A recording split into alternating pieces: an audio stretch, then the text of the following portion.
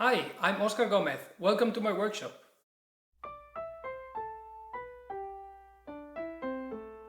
Today, I'm going to show you how to bake an authentic Spanish Roscón de Reyes, like the one that you can get in a good bakery in Spain.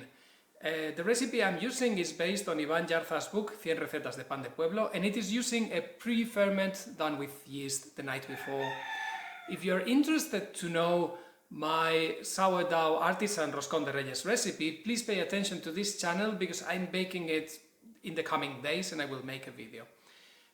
In many countries around the winter solstice celebration, they make a sweet leavened bread with special flavors, and in the case of Spain this is the Roscón de Reyes, and it is using orange blossom flavor.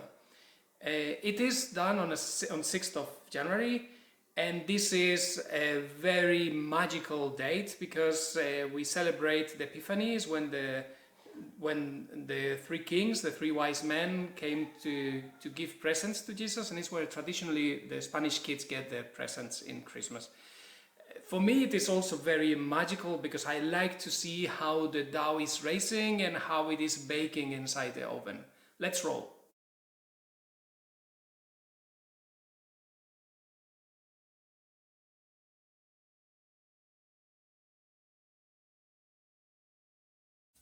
The recipe calls for 0.2 grams of yeast, and actually this is going to be very difficult to measure with scale I have. So just to give you an idea what it could be, it's more or less the shape of a lentil. So I'm going to try to make something that could have more or less the shape of a lentil.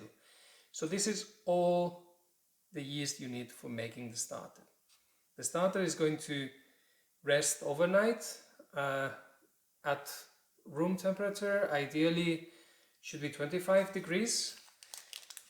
For this I would recommend that you put it inside your oven with the lights turned on, and with this you will be sure to have 25 degrees, and then also the dough, the starter is free from getting any drift. So okay, I'm going to mix this in.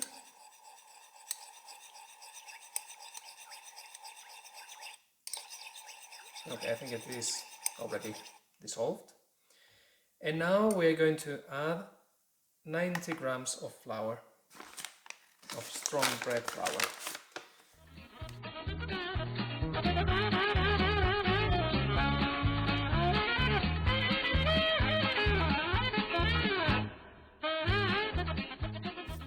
Make it a ball.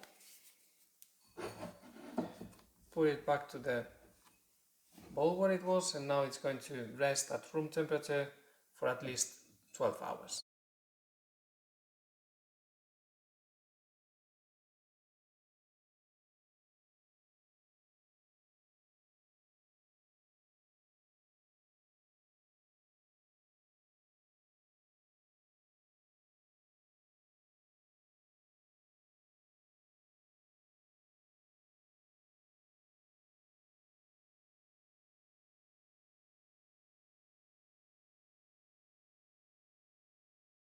I'm going to explain first the ingredients that we're going to use. So here you can see this is the starter we prepared yesterday. Has been sitting overnight for about 12 hours, and it's bubbly and it has grown a lot, so it's ready to be used. Then we're going to use 85 grams of butter. We're going to be using 100 grams of eggs. I use organic eggs.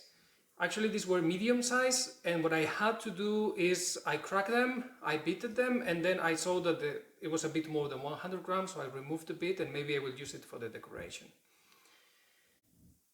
Then we will use, here we have some freshly ground orange peel, a grated orange peel, and 15 grams of yeast, of fresh yeast. If you are using dry yeast, you have to divide the amounts by 3. So in this case, it would be 5 grams of dried yeast. Then we have here the milk infusion we prepared yesterday. So this is the milk infusion. We prepared it, if you remember, with cinnamon and lemon peel, and it smells delicious. Here we have 30 grams of runny honey, then 5 grams of salt, 60 grams of sugar, and here we have this is flour. This is the same type of flour that I explained in the preparation of the starter. So this is Manitoba flour, and what is important when you buy your flour is that you look into the protein contents in the label of the package. There you will see that there is by 100 grams it tells you how many grams of proteins are there. Here there are more than 13 grams, and this is perfect. If you struggle to find something that is reaching 12 is enough. Then try to stick at 11. With 11 it will work, but then you will have to adjust probably the amount of milk. This milk is 60 grams. Maybe you need to start with 40 and then start adding if you see that the dough can still hold it. And then for the aromas.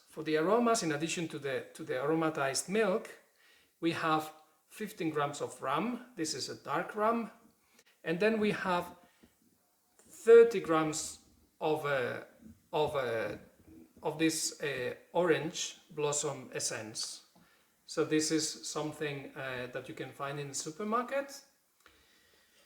Normally, in my normal preparation, where I do my artisan Roscón de Reyes with sourdough, I normally use something like this. This is way harder to find. This I buy only in Spain and in pharmacies.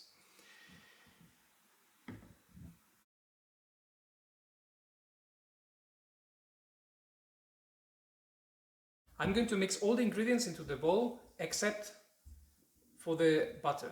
Then we add the butter later, and this will help us the kneading process.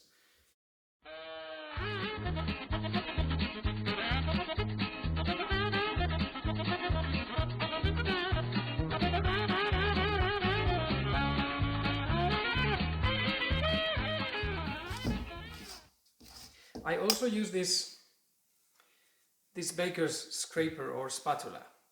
So this is very useful stuff.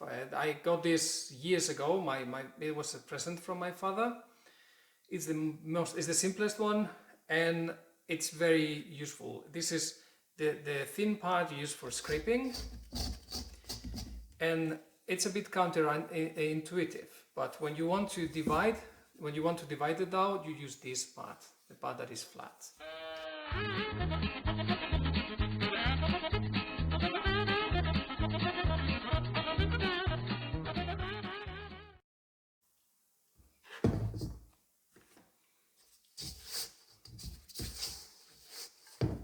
Okay, so we are ready to transfer this to the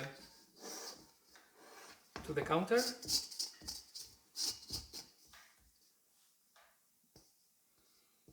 There it goes in the counter.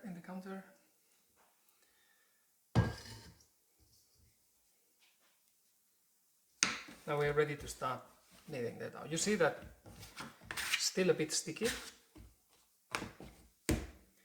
So I'm going to show you one technique for kneading. This is very well explained, and I will add the links to Bertinet. He explains very well this technique. So the technique consists of raising the dough. So we split a bit, then we throw it to the counter, and then we leave it. If you do this very fast, then after 5 to 10 minutes, and this is why the spatula is super useful, because this is very important. You are kneading, you want to bring the pieces of the dough back to the dough, and then continue kneading. Okay, we are completely stuck, but you see here still there are parts that are not well mixed, which is the starter, but little by little it's coming together. Now each time I take back a bit of the dough that has been spreading. This is normal. You see that all the dough is stick to my fingers. This is perfectly normal, because you know that after 5 minutes, even earlier, as you can see, it will come out easily.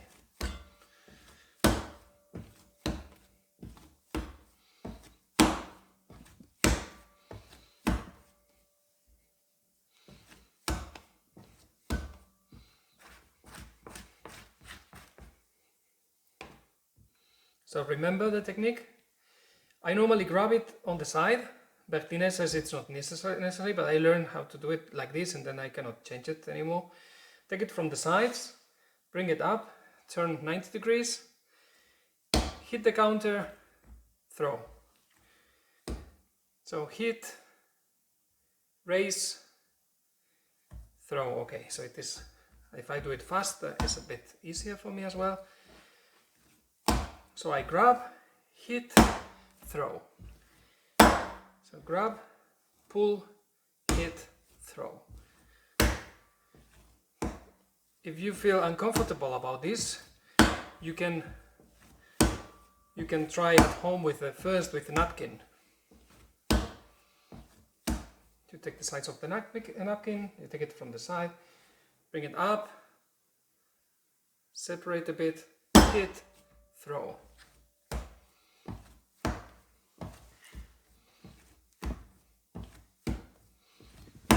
And I will continue kneading like this for about 5 minutes.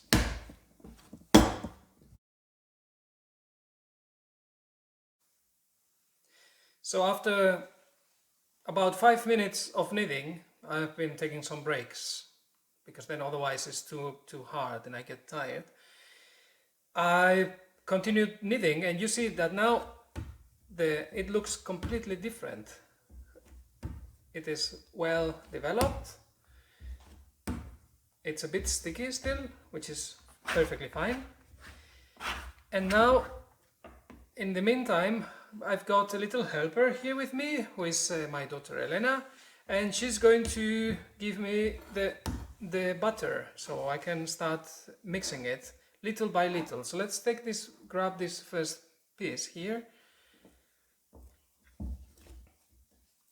And now Elena will start giving me other pieces. So now, little by little, we will start adding this, incorporating this into the dough.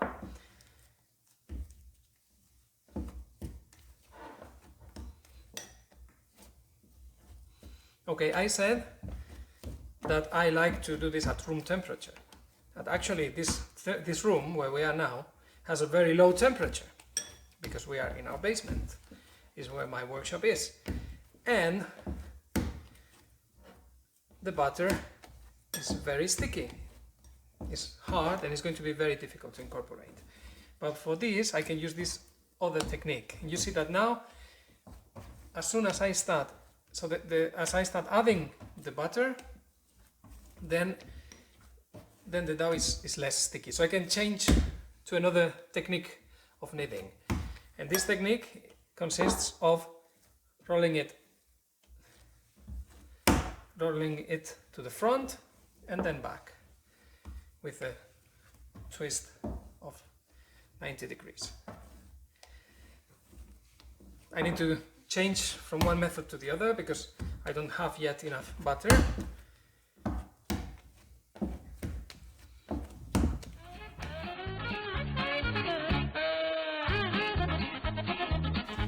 Okay, so I kept kneading from time to time, same technique. Now the butter is completely incorporated, and with hindsight, what I would like to advise, and what I should have done, is I should have oiled the counter, because then it wouldn't have stick like this. Now I will have to scratch it to get it clean, but that's fine. Okay, so now we are done. Our dough is ready. Now I put the dough into an oiled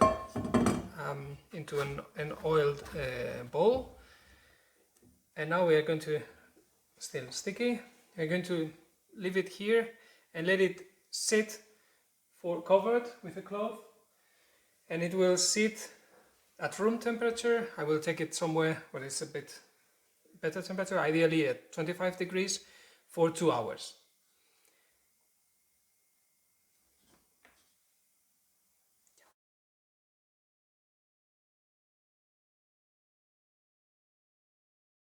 The only way to know if bulk fermentation has finished is to do the following. You poke a finger in your dough and then you wait to see if it bounces back. So if you see here, this is the one I just made, but like 20 minutes ago I pressed here as well, and it has not yet bounced back, which means it has finished. So if it wouldn't be finished, it would bounce back. So now the next thing I'm going to do, I learn from mistakes. So you remember I said I should have put some oil, so I'm going to put some oil on the table, on the counter, and then I put some oil in my hands and also some oil around my spatula.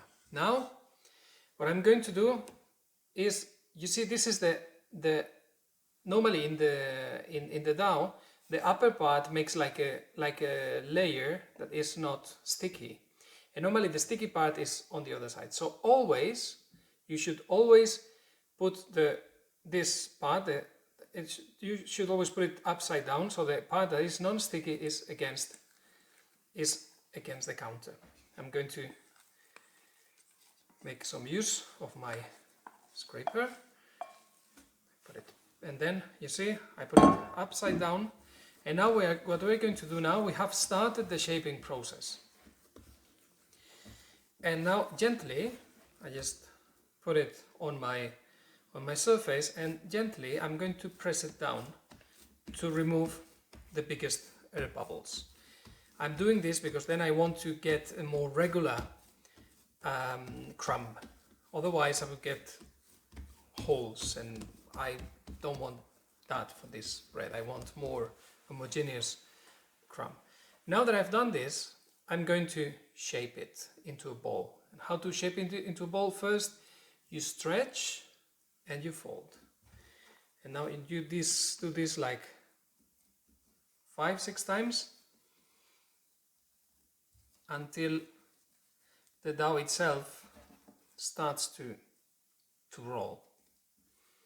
You see, there is a point where it wants to roll, it wants to be rolled. And now what I'm going to do is I'm going to give it some tension. And to do some tension, what I do is a very simple movement. I turn with this part of the spatula and then towards me. I turn and then towards me. This is creating tension on the surface, and we will make very good use of this, because in the next step we're going to make a hole in the center, and we want it to hold its shape, its round shape from the outside, so it will be formed as a crown. You can do the same process with your hands. You don't really need the tool. You can just turn it towards yourself, then turn it a bit back, turn it, and you see that we have created nice tension. So we have now a bouncy ball here, and now what we do again, we're going to put it back to proof for 1 additional hour. So we add some olive oil,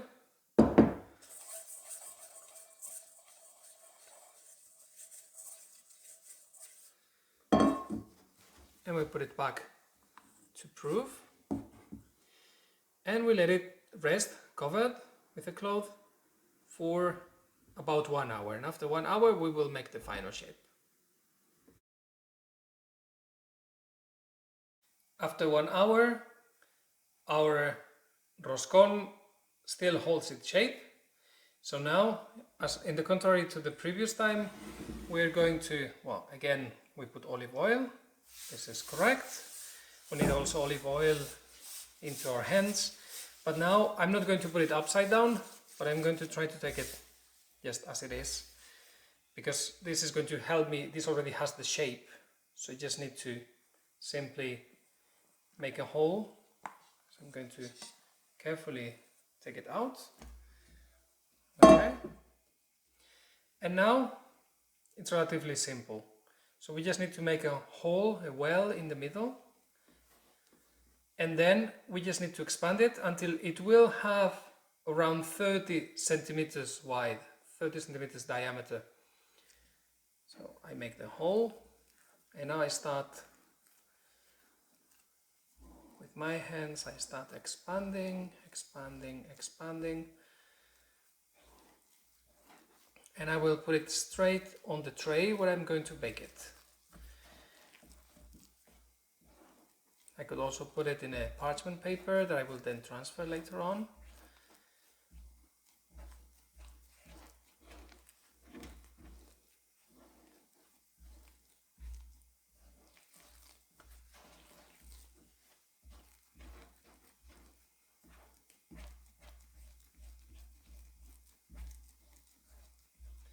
So this is the tray where I will bake it.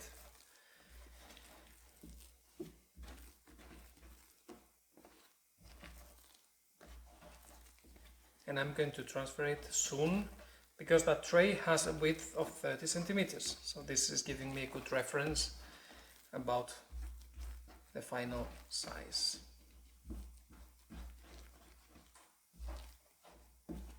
Because then this will grow and we don't want to remain without a hole in the middle.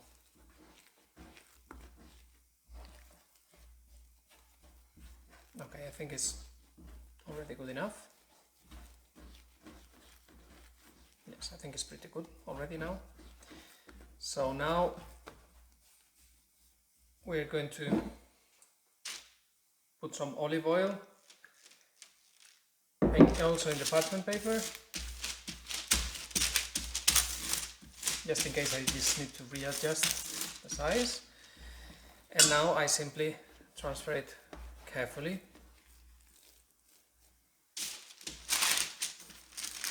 Okay, maybe you need to put it again into the right shape.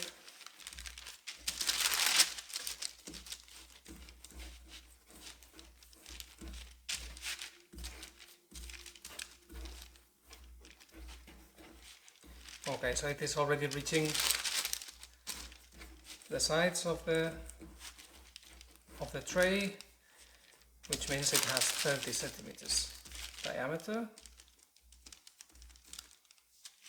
And now we simply, and now this is the moment, if you want to hide the surprise, you can do it. So normally the way I do it, so there is here a sign kind of, so I will know what it is. If you want to surprise yourselves, then maybe just put it somewhere where you wouldn't figure out, but I like to know what it is. So normally what I do is I just open this way, hope you can see it, and then I just put it in and put the dough around it, like this. I'm sealing the dough right at that point.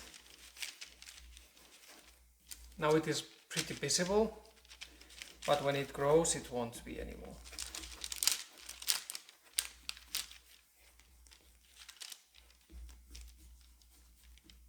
So that's it. Now I'm going to let it proof. The recipe reads 4 hours. Now we need a complete development of the dough before baking. What I'm going to do myself, as it's getting already late today, I will leave it to proof for 2-3 hours, and then I will put it in the fridge. It will finish slowly, a very slow fermentation in the fridge, and then I will bake it tomorrow morning. So we have it just baked before the breakfast.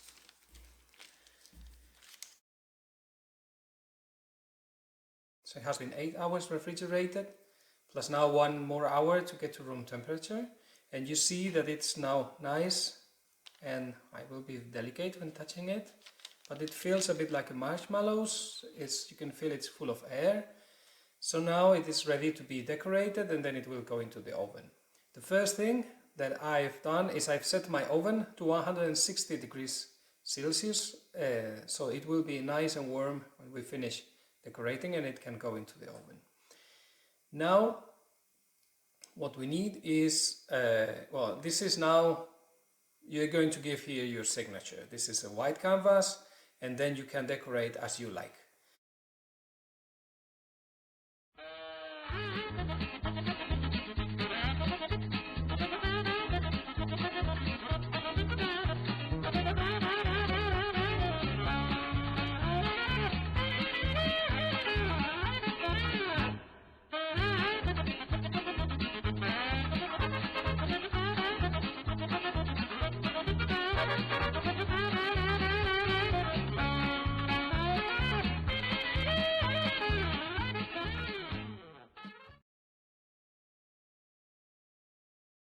We are ready now to go into the oven.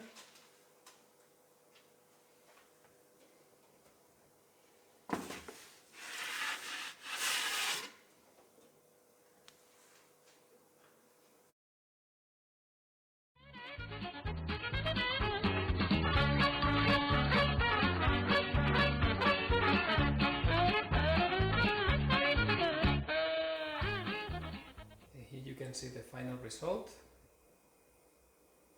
As you can see, it has raised pretty well in the oven. It's a bit dark, but I like it like this. And in addition, I just wanted to make sure that it doesn't collapse. If you take it too early from the oven, it will collapse from the top, and it won't be as spectacular. So yeah, but you can see also that it has raised a lot vertically, and you can see here, for example, that there is in this part that still it start cracking, and this is because it was not fully proofed.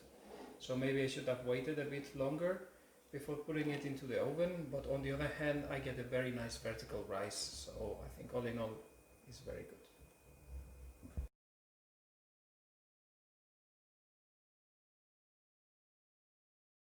The result of the work.